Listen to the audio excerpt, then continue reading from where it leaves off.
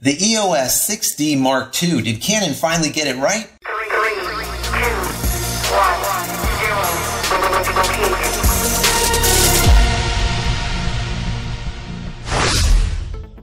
Hey everybody, welcome back to the vlog. So it is tea time once again, and we're going to take a look at the Canon EOS 6D Mark II. So before I get into it, let me just say that in my last video, I did a giveaway for the Lensbaby Composer Pro. And if you haven't registered for that as of yet, and you're watching this video and it's still June or the beginning of July, definitely go take a look at that video. I'm going to try to put it in the cards up here, but cards haven't been working too well as of late. Anyways, if not, go to my playlist, find giveaways, go into there and you'll see the video. Take a look at it, it'll tell you how to win. And it's like a $300 and some lens. It's a tilt shift lens. It is beautiful. It's absolutely awesome. It's brand new. So definitely register to win that. Now, as far as Canon's EOS 6D Mark II, let me start by saying that there's been so much hype about this as of late. A lot of rumors have been going around for quite some time, a lot of fake pictures of it, and it's kind of coming to a head now. I'm guesstimating it's going to be released probably at the end of this month. By the end of June, we should see it released, and it's a good thing because I've been waiting for this for a while because I've wanted to take a look at seeing if Canon finally gets it right. Do they just put all the pieces together and just gets it right? To start out with, the camera itself is going to be a 26 megapixel camera, according to rumors. And the predecessor, the 6D, was a 20 megapixel camera. So it's definitely popped up about 6 megapixels, we're guessing, which is good.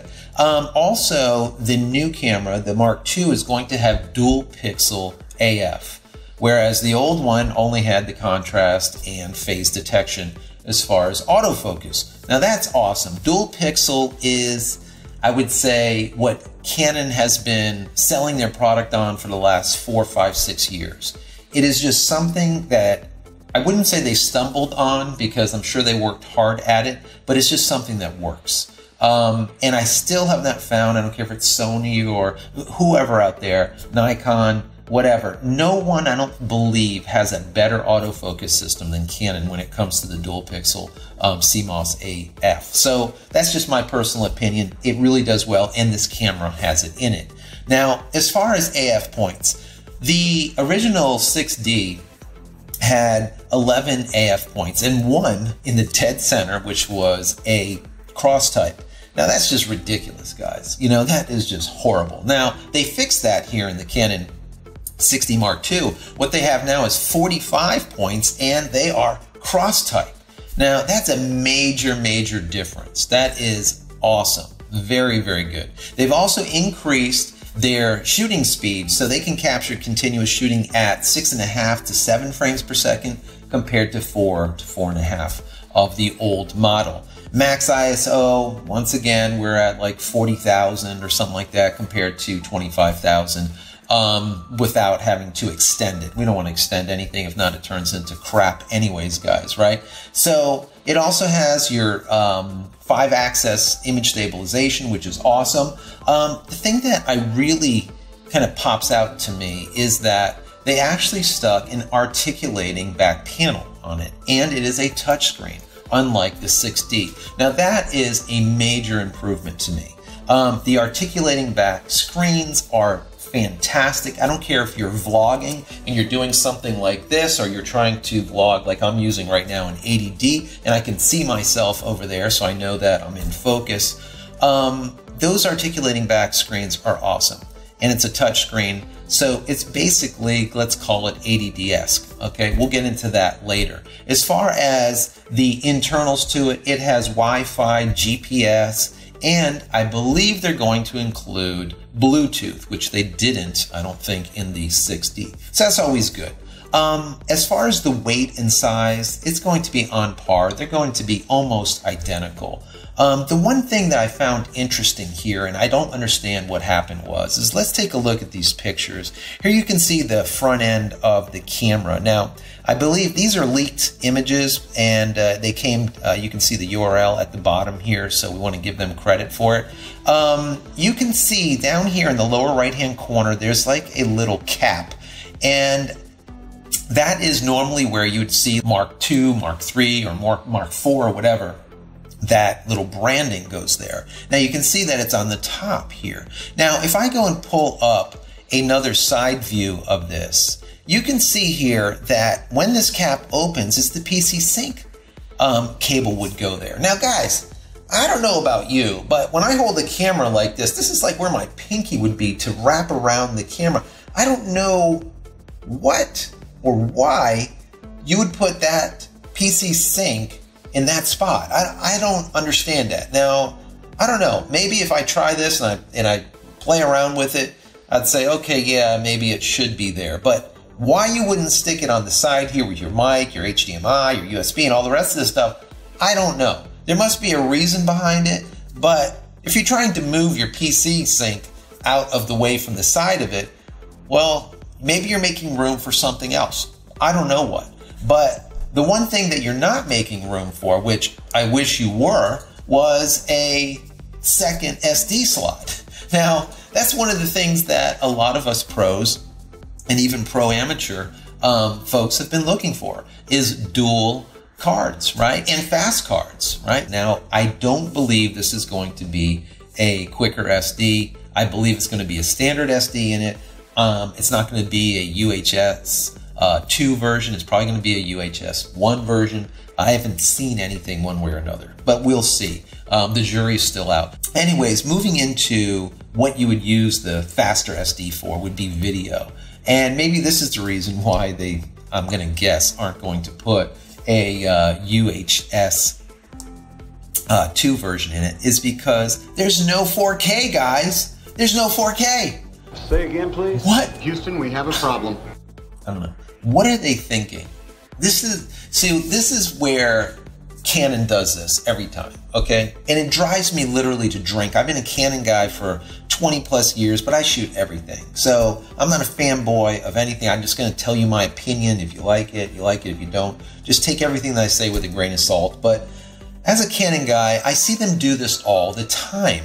They get to like just to the line where they're just going to pop over and say, this is the bomb. And then they just lose it. They just lose it.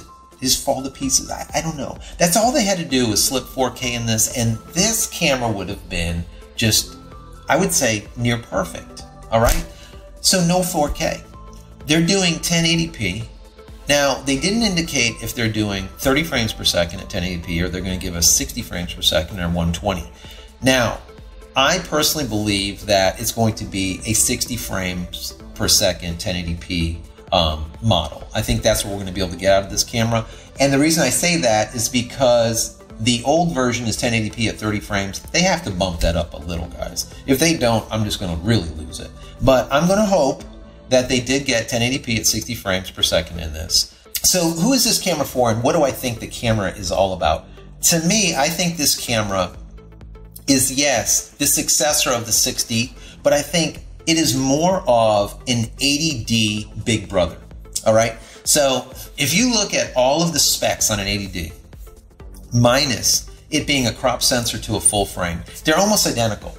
I mean, you just look down the whole list, everything's almost identical. And that is like 4 or 5 years old, that camera. If you were to take this camera and put it side by side, everything, and shoot, you would probably end up with identical images, minus, like I said, the full frame to it. Now, so the question to me is this $2,000 price tag, which is probably going to come out at like, you know, $19.99 or something, as they always do, is that $900 price difference to an 80D worth it to you? I think, personally, since it doesn't have 4K, if it had 4K, just forget it. It'd be hands down winner. I mean, it would be a vlogger's dream camera. It would be, at this price range, just unbeatable, in my opinion. Now, as an 80D to compare to this camera, I think, for me, that I would probably still go with an 80D. because if you're vlogging or just capturing video, just general video, you're going to be fine because you're going to still get 60 frames per second and you're going to get 1080p with the 80D.